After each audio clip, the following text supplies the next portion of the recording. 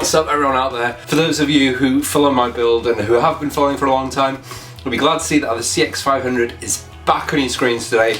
Today is part 3 of the wiring. So it was going to be a 3-part series and that was it. But I've decided to add a 4th part only because when I came to do the wiring myself, not so much ran into problems, but I could see where the struggle was. Where you need time to sit down, have a think about what you're doing and have a think on how you're going to approach things. So I am actually going to slip this little 3rd video in and it will be a 4-part wiring series. So the 3rd part today I'll be figuring out what wires go where on your wiring loom. So naturally one of the first things we're going to be doing is using a wiring diagram. So I've got this straight from the CX500 Haynes manual, and obviously photocopied it, blown it up. It's a little bit easier if you're actually using a blown up version, and as well you don't mind, if it's copied, you don't mind marking it with pen. So that's the best way to do it, is using a highlight marker. And the thing that I think daunts people so much, and myself often, is that you try to understand too much about what the electrics do. You need to know, obviously, you need to know what components do, so you need to know what your relays do, what your coils, your ignition coils do, what your starter motor does, simple things like that, what switches go where and what lights go where. You get to understand the path that the electricity travels then, and you start to understand what connects to where. But the thing that I think people try and do is they try and understand how a regulator rectifier works, and you try and overthink too much onto it. Well, if it goes into here, then it comes out. You don't really need to know too much. It's like, the best analogy I can think of is a bricklayer putting down bricks.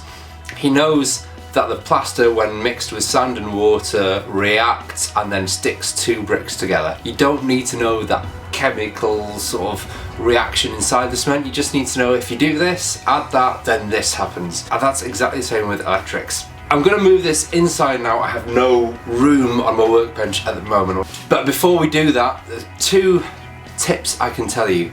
First of all, if you are using the existing wiring loom, strip it all down, strip the entire sleeve, the tape and everything that you've got, and expose these wires.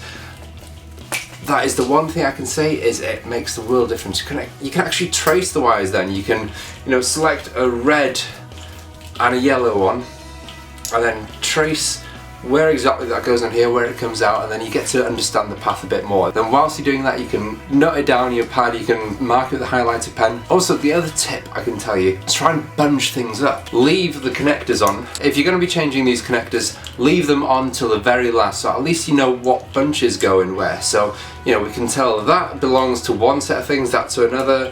When you get to these big connectors then, you can identify the wires, so you can see, okay, so there's a red and yellow one going in here, there's a black one in there. Spot those 2 in your diagrams, mark it, and then if you are going to be cutting them, cut them afterwards, after you've bunched them, so you kind of know where exactly things are. And if you can identify each point, so say that is your regulator relay, for example, you can identify that as that, put a marker on it, then you can start identifying these individual wires. So that is the best tip I can give to you from here. With that said, move inside, start marking all these. This video is simply going to be how to mark, how to identify your wires on your wiring harness.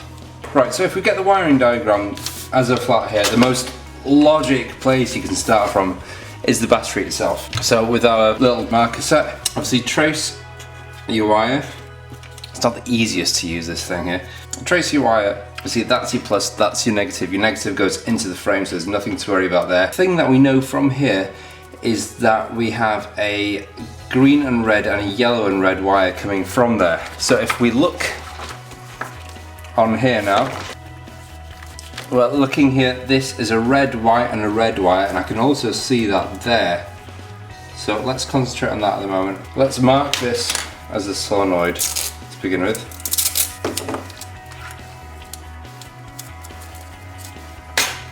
This one here, so if we look at the diagram now, let's do it the same colour so you can actually follow that. Red and white, then goes to the regulator rectifier. I can see this short cable here goes straight into that 3-pin there, so that should be a red and white, a black and a green, which that is. So this, then I can label as the regulator rectifier.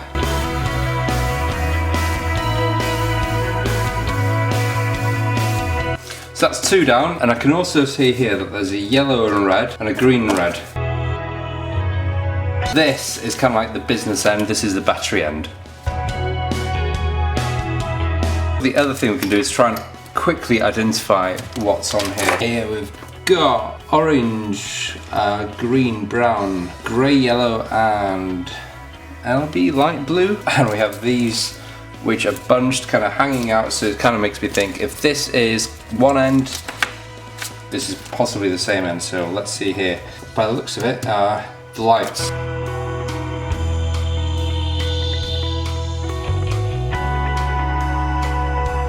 So I'm not going to explain any more of this now, it kind of makes sense, the whole thing just involves going around here. So literally what I'm going to do now is just go through each one of these, try and trace my step if I need to, and just label each one of these connectors here.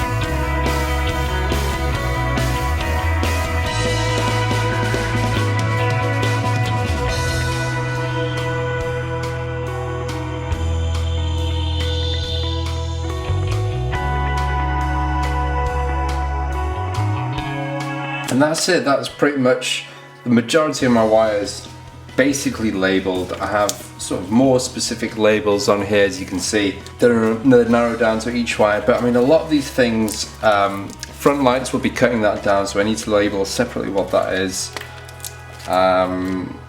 Things that go into the regulator rectifier, which are going to use the existing connectors, they're going to stay as they are, but in general now we've got a better understanding of what wire goes where. We've got a rough plan of wires here, so we've got that color coded as well, so if we want to refer back to it, the best way to do it from here now is to actually put it on the bike, see what cables we need lengthening. I know for a fact that, where is it now? The ignition switch itself, that's going to need lengthening because we are moving it from the front of the bike to actually the mid part here. So that might even be an easier job than what we've thought. I have bought new cables so we can move the cables back, but looking at it here, the majority of the wires actually do move back. So apart from this brown and white one, which we can extend, it seems that all I have to do is just cut it back here and even cut it there, move this wire back, and job done. I don't have to extend too much, so I don't have to move 5 wires as such, it's just extending 1. With that done, episode 4 will probably come a week today, let's say. Hopefully on Monday I've got the exhaust to put back onto the CX500. That exhaust, I think, hopefully should be back today. I'm going to pick it up. If all being well, it's the right shape and everything, then I will pick it up, bring it back here, put it onto the CX, start building it from there. As I said, we are nearing completion. I'm going to get new tyres next week as well for the CX. It needs it. These tyres, pretty ugly, pretty old. They need changing, so let's do that as well. So the GS550 I'm actually putting on hold for 2 weeks, only because I've noticed a little oil leak on a casing cover down there. I've ordered a new one that's being replaced. I need to make it MOT worthy. Oil leaks will not pass an MOT. If there's a crack in your casing, you need to get a new one, you need to sort it out, so more to be done on that. It's coming along nicely. CV750 engine, obviously that is being left until I have finished the CX500. That needs to go somewhere. It needs to be finished. I was saying no more than that.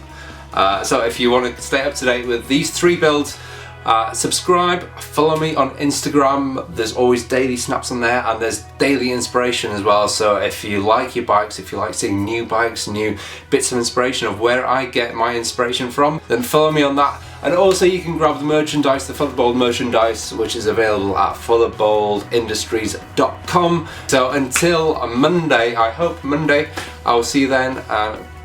Stay safe, ride safe, and I'll see you then.